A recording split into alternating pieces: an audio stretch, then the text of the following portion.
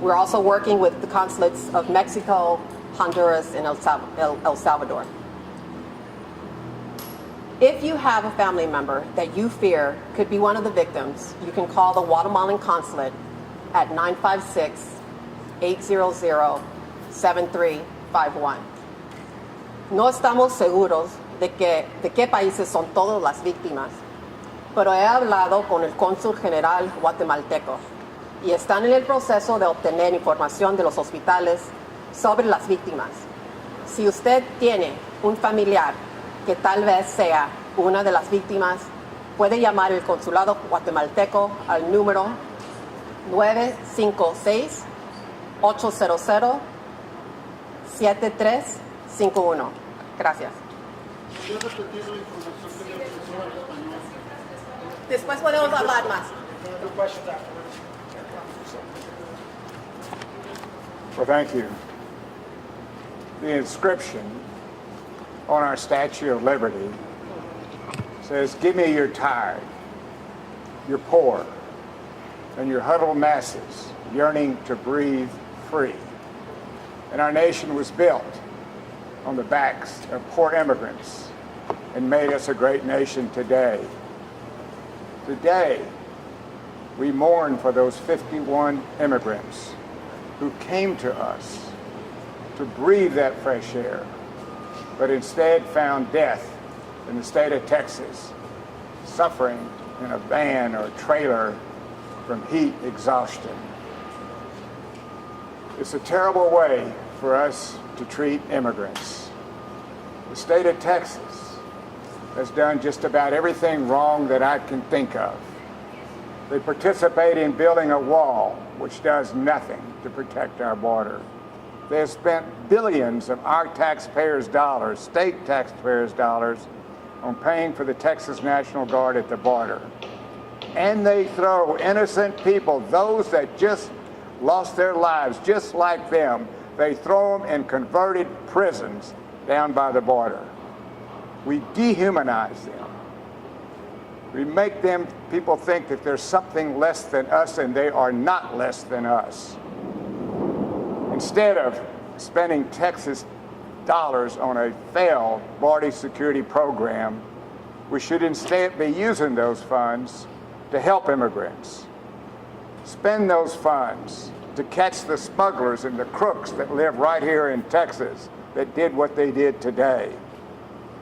States should be spending dollars helping the immigration courts to help them move those cases along so they can decide their state here, their status here. And they should be participating with the Mexican border states and providing funding for them so that they can provide shelter and food for the immigrants that are coming through Mexico.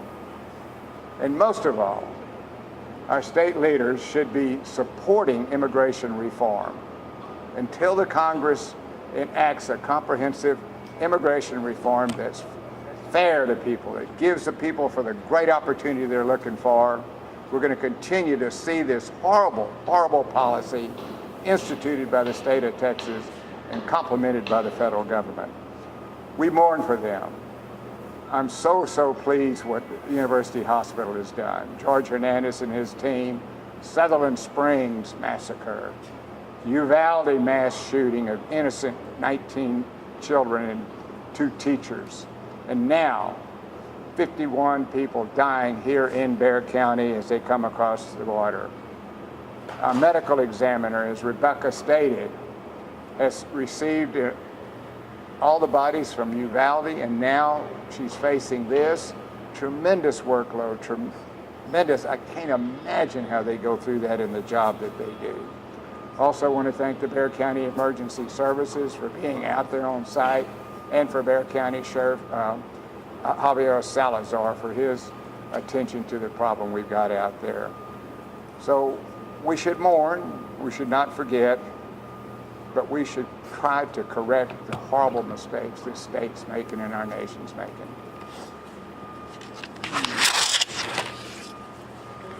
We're going to take a few questions if we want to go around. We'll take questions in Spanish. So my name is Tom Pina. I'm an Assistant Public Information Officer. So we want to make sure that we get everybody in. So if you have some questions, we want to make sure that you understand We cannot talk about anything that has to do with the investigation.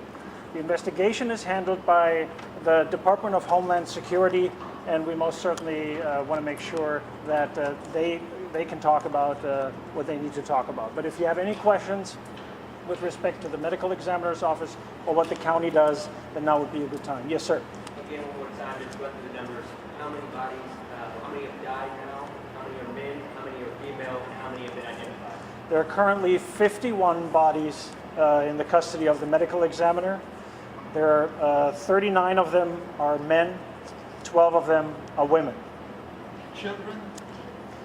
So that potentially some of them are under the age of 18, but we have to ask you to understand that what we have in materials there to try and identify the individuals cannot be at this time perfectly matched to the individuals, right?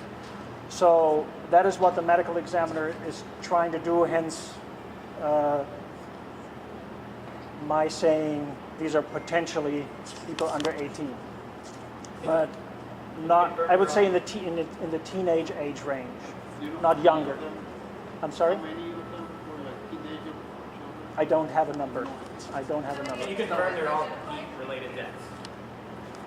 No, I cannot. 34. That is what, so the medical examiner and the medical examiner's office, their job is to determine the cause and the manner of death.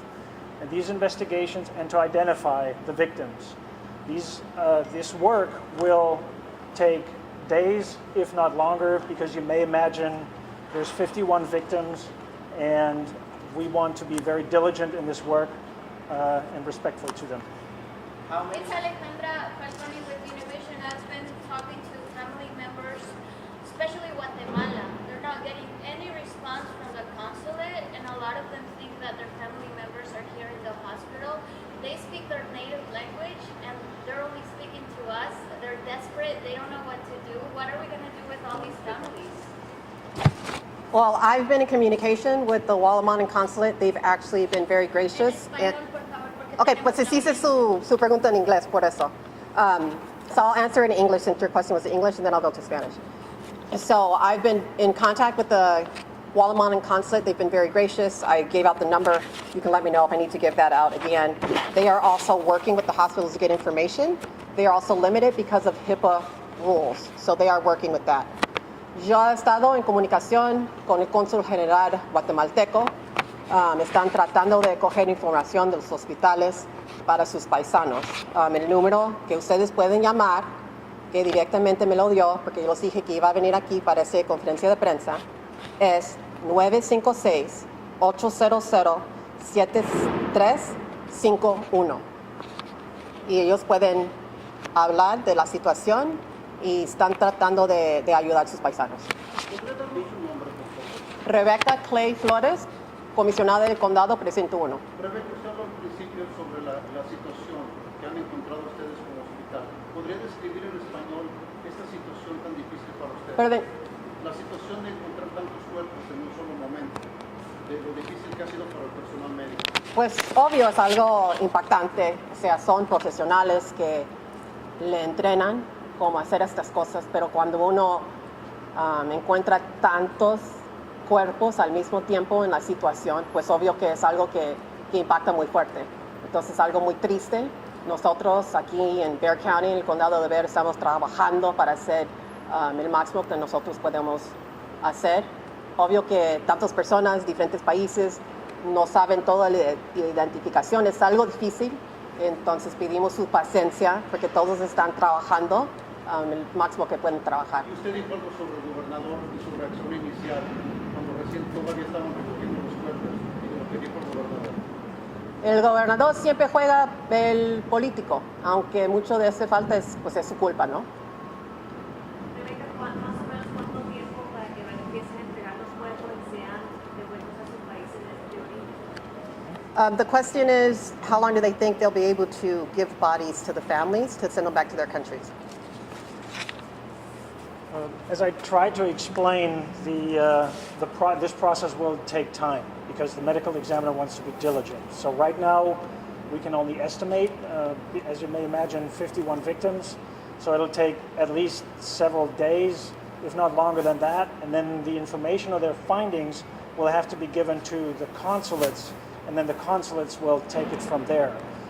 It is very difficult, if not impossible right now, to answer your question. I understand that people are desperate to know, but at the same time, it is more complicated because these are potentially citizens from other countries and the process is more complex.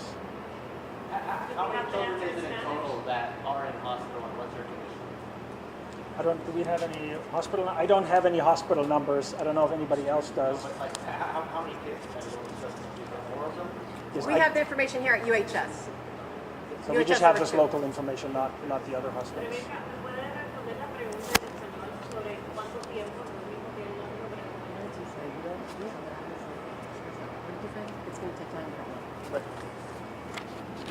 otro Obviamente pueden entender que va a tomar mucho tiempo. Ahorita no podemos dar una fecha, unos días para decir cuánto tiempo va a tardar, porque el proceso es muy complicado porque estamos trabajando con muchos países. Como ya dije, que de hecho tampoco sabemos todos los países de donde vienen las víctimas. Alejandra Falconi de Univisión, con todo respeto, el número que diste del consulado, tengo varias familias que me dicen que no les contesta y yo también lo llamé y no funciona. Pues es el número que me dieron. Después de la conferencia, yo puedo hablar con usted, puedo hablar en general, porque pues no es justo que doy su número celular. Ahorita podemos hablar con él y le podemos preguntar, con mucho gusto. Porque estamos aquí para dar la información para los familiares, para los paisanos. No estamos aquí para no tener esa información. Rebeca, las personas que están hospitalizadas van a permanecer. ¿Perdón? Las personas que están hospitalizadas van a permanecer y recibir todo tipo de atención indiferente de su país de origen y su estatus. Claro, claro. Do you want to speak to that? En español, por favor. Ay, usted habla español. Claro, puedo hablar de UHS y como yo dije cuando visité, están dando el excelente cuidado con los pacientes.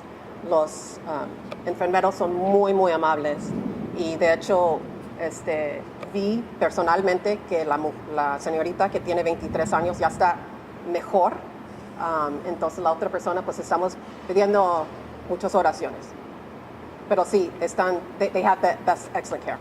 We have a question over here as well. Yeah, she was just asking about the kind of care that they're giving. I can obviously speak for UHS because it is our county hospital, and they are getting excellent care. The young woman who's 23-year-old that I visited with this morning from Guatemala, I can personally say that her condition has gotten better. She is better. She was able to speak to me, and the UHS staff is giving excellent care. I would say the teenage boy, personally, we are asking for prayers for him. How many people remain hospitalized and what is their condition? Are they in the ICU? Are they on ventilators? So we can only speak about the patients we have here at UHS. We don't have the information. As you can imagine, they went out critical care to the hospitals that had the beds. And so STRAC has organized that. And different hospitals have, you can ask STRAC. Different hospitals are privatized and different things, and there's a lot of HIPAA laws that we're trying to protect. Is there anything you're asking of state and federal leaders to prevent this happening again? Do you want to speak to that? Anything we're asking state and federal leaders? I mean, I can give you my personal opinion. People need to get registered to vote and vote for a governor of Texas who cares about people, period. That's what I think we need to do. Register and vote. Que nosotros tenemos que votar, registrar para votar. Hay muchos latinos que pueden registrar y no lo han hecho. Y yo te pregunto, ¿por qué? Tenemos tragedias como esto y luego quieren culpar a algo, quieren gritar. Pues registra y voto. Votan para políticos, para un gobernador que de veras merece ser el gobernador de este gran estado de Texas. Yes, ma'am. It's a federal investigation, but do we know if the victims that are here today, still hospitalized or being treated, are they going to be safe or do they face deportation? Will they be protected at all? I don't know. That is something that federal authorities decide, and you would have to ask them. Alejandra Falconi, Univisión, muchos están asustados por ese mismo tema, que sus familiares son indocumentados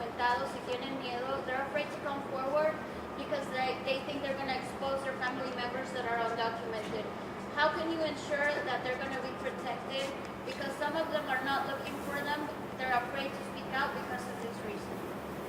That's why they need to go through the consulate. Yeah, so the important part there is, as Commissioner Clay Flores said earlier, they need to contact the consulates, their consulate, so that the consulate can then talk to our medical examiner's office, and then we can relay information that way. For the adolescent who is at this hospital, has any guardian been identified either among the dead or among any of the other patients? No? No. No. Nope, that is not the case. I'm sorry, We don't have that information. He was unaccompanied or traveling solo. We don't have oh, yeah, we don't have that information available, if they were by themselves or not. We know this occurs every few years in San Antonio. Do we know that if in the past have any migrants been given asylum because of this? Is this a possibility here? Yeah, ma'am, the problem is you're asking us questions that we can't answer because this is something that lies within federal authority, not within the authority of the county. So I'm sorry, but I just don't have that information. Can I ask for your opinion? Can you rephrase your question, please? Do you think these migrants that are victims of this tragedy, should they be given asylum or protection? She's asking if the people that arrived here, they should be given asylum or not, because this has happened not just once, but more than once. Let me tell you, I don't trust the state of Texas on any of dealing with immigrants. Nationwide, the federal government, they are protected. I can't tell you what some state official will do. They've passed so many laws that try to discriminate against immigrants. We have millions of immigrants living here. They're undocumented. That don't mean they're here illegal, but they're afraid to speak up, not just because of this issue. So I have no confidence in what the state of Texas might do. When they're putting innocent people in a prison, how can we have any confidence that they would do anything right? But the federal government will. Okay, if we don't have any more questions, then that will conclude today's press conference. Thank you. Do I give individual questions? Yeah. ¿Cuántas personas hay críticas en este momento? Porque su estado está crítico. Solamente tenemos información de solamente. They're wanting to end it, so.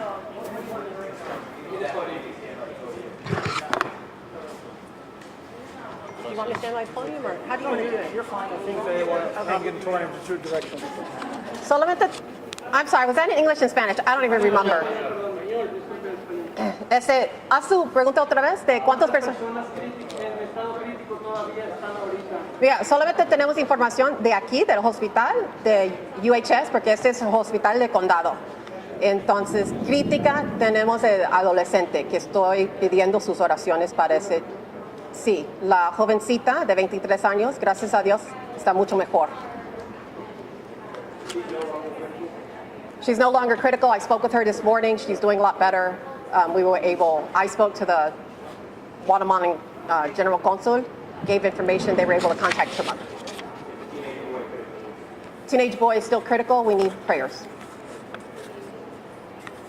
Thank you.